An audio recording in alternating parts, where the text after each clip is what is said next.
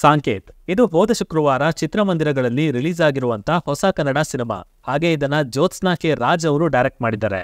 ಇನ್ನು ಎಂಟೈರ್ಲಿ ಹೊಸಬ್ರೆ ಈ ಸಿನಿಮಾನ ಮಾಡಿರೋದ್ರಿಂದ ಈ ರಿವ್ಯೂನ ಇಂಪ್ಯಾಕ್ಟ್ ಹೇಗಿರುತ್ತೆ ಅಂತ ಗೊತ್ತಿಲ್ಲ.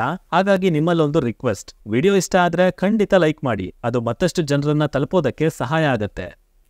ಇದರ ಪ್ಲಾಟ್ ವಿಚಾರಕ್ಕೆ ಬಂದ್ರೆ, ಪೃಥ್ವಿ ಮತ್ತೆ ಪ್ರಕೃತಿ ಇಬ್ರು ಕಪಲ್ಸ್. ಮದುವೆ ಆಗಿ ವರ್ಷಗಳೇ ಕಳೆದ್ರೂ ಇವರಿಗೆ ಮಕ್ಕಳಾಗಿರೋದಿಲ್ಲ.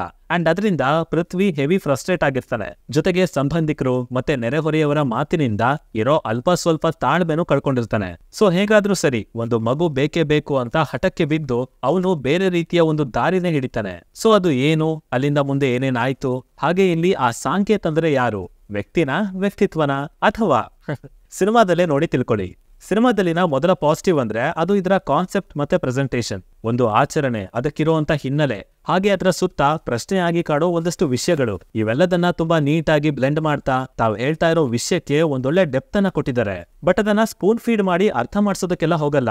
ಆಡಿಯನ್ಸ್ ಆಗಿ ನಮ್ಮ ಪರ್ಸ್ಪೆಕ್ಟಿವ್ ಅಲ್ಲಿ ನಾವದನ್ನ ಹೇಗೆ ಅರ್ಥ ಮಾಡ್ಕೋತೀವಿ, ಅದೇ ಇಲ್ಲಿನ ಹೆಚ್ಚಿನ ಸಂದರ್ಭದಲ್ಲಿ ಕಾಣುವಂಥದ್ದು. ಹಾಗೇನೆ ಕಥೆಯಲ್ಲಿ ಆಚರಣೆನ ಬಿಟ್ಟು ಮತ್ತೊಂದು ಲೇಯರ್ ಕೂಡ ಇದೆ. ಅಂಡ್ ಅದನ್ನ ಜನರಲೈಸ್ ಮಾಡ್ದೇನೆ ನಮ್ಮ ಥಾಟ್ಸ್ ಹೀಗಿದೆ, ನಾವದನ್ನ ಮೀರಿ ಹೊರಗೆಲ್ಲೂ ತಗೊಂಡು ಹೋಗೋದಿಲ್ಲ ಅನ್ನೋ ರೀತಿಯಲ್ಲಿ ಆ ವಿಚಾರಗಳನ್ನ ತುಂಬಾನೇ ಅಚ್ಚುಕಟ್ಟಾಗಿ ಕಟ್ಕೊಟ್ಟಿದ್ದಾರೆ.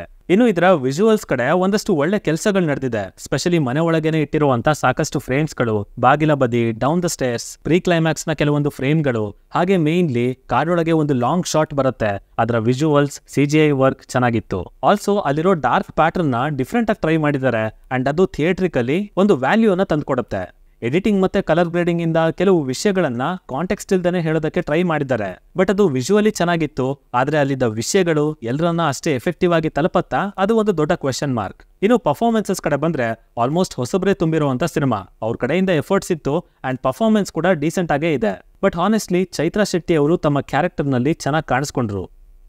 ಸಿನಿಮಾದಲ್ಲಿ ನೆಗೆಟಿವ್ಸ್ ಅಂತ ಬಂದ್ರೆ ಅದೇ ಇಲ್ಲಿ ಎಡಿಟಿಂಗ್ ಮತ್ತೆ ಕಲರ್ಸ್ ಇಂದ ಸಿನಿಮಾನ ಇಂಟ್ರಿಗಿಂಗ್ ಮಾಡೋದಕ್ಕೆ ನೋಡಿದ್ದಾರೆ. ಟೆಕ್ನಿಕಲಿ ಅದು ಚೆನ್ನಾಗಿತ್ತು. ಬಟ್ ಸಾಕಷ್ಟು ಕಡೆ ಹಾಗೆ ಮಾಡೋ ಬದಲು ಎಕ್ಸ್ಪ್ಲನೇಷನ್ ಅಥವಾ ಲೈಟ್ ಆಗಿ ಕಾಂಟೆಕ್ಸ್ಟ್ ಆಡ್ ಮಾಡಬಹುದಾಗಿತ್ತು ಅಂತ ಅನ್ಕೋತೀನಿ. ಅಂಡ್ ಸುಮಾರು ಕಡೆ ಸ್ಲೋ ಮೋಷನ್ಸ್ ಓವರ್ ಆಯ್ತು. ಅಂಡ್ ಆ ಬ್ಯಾಕ್ ಗ್ರೌಂಡ್ ಸ್ಕೋರಿಂಗ್ ಅಂತೂ ಓವರ್ ಡಾಮಿನೇಟ್ ಮಾಡಿದೆ. ಹಾಗಾಗಿ BGM ನಲ್ಲಿ ಒಂದು ವೈಬ್ ಅನ್ನೋದಿದ್ರೂ ಕೂಡ ಅದು ಅಲ್ಲಿನ ಸಂದರ್ಭಕ್ಕೆ ಬ್ಲೆಂಡ್ ಆಗಿದೆ ಅಂತ ಅನ್ಸೋದೇ ಇಲ್ಲ. ಇನ್ನ ಸೆಕೆಂಡ್ ಹಾಫ್ ಅಲ್ಲಿ ಡೈಲಾಗ್ಗಳು ಮಿನಿಮಲ್ ಆಗಿದ್ದರಿಂದ ಟ್ವಿಸ್ಟ್ಗಳು ಬಂದ್ರು, ಅದರ ಎಫೆಕ್ಟ್ ಎಲ್ಲೋ ಕಡಿಮೆ ಆಯ್ತು ಅಂತ ಹೇಳ್ತೀನಿ. ಸೊ ಟೋಟಲ್ ಆಗಿ ಇದೊಂದು ವಿಭಿನ್ನವಾದ ಸಿನಿಮಾ. ಪ್ರಯತ್ನ ಚೆನ್ನಾಗಿದೆ. ಹಾಗೆ ಸಿನಿಮಾಟೋಗ್ರಫಿ, ವಿಜುವಲ್ಸ್ ಮತ್ತೆ ಸ್ಟೋರಿ ನರೇಷನ್ ಮೇಲೆ ಸಾಕಷ್ಟು ಗಮನ ಹರಿಸಿದ್ದಾರೆ. ಬಟ್ ಕ್ವೆಶನ್ಸ್ ಗಳನ್ನ ಇಡುವಾಗ ಕೆಲವು ಕಡೆ ಆನ್ಸರ್ ಮಾಡಬೇಕಾಗಿರೋ ಪ್ರಶ್ನೆಗಳನ್ನೇ ಖಾಲಿ ಬಿಟ್ಟಿರೋದ್ರಿಂದ ಇನ್ನೊಂದಷ್ಟು ವಿವರಣೆ ಕೊಟ್ಟಿದ್ರೆ ಚೆನ್ನಾಗಿರ್ತಿತ್ತು ಅಂತ ಅನ್ನಿಸ್ತು. ಅದನ್ನ ಬಿಟ್ರೆ ಸಾಕಷ್ಟು ವಿಚಾರಗಳು ಇಲ್ಲಿ ನಿಮ್ಮನ್ನ ಕಾಡೋ ರೀತಿನೇ ಇವೆ. ಸೊ ನೀವು ಹೊಸ ಪ್ರಯತ್ನಗಳನ್ನ ಸಪೋರ್ಟ್ ಮಾಡೋರಾಗಿದ್ರೆ ಅಥವಾ ಈ ರೀತಿಯ ವಿಭಿನ್ನವಾದ ಪ್ರಯತ್ನಗಳನ್ನ ಇಷ್ಟಪಡೋರಾಗಿದ್ರೆ ಖಂಡಿತ ನೀವು ಇದಕ್ಕೆ ಹೋಗ್ಬೋದು. ಅಂಡ್ ಉಳಿದವ್ರಿಗೆ ನಿಮ್ ಇಷ್ಟ ಅಂತ ಹೇಳ್ತೀನಿ. ಸೈನಿಂಗ್ ಆಫ್, ಲಿಖಿತ್.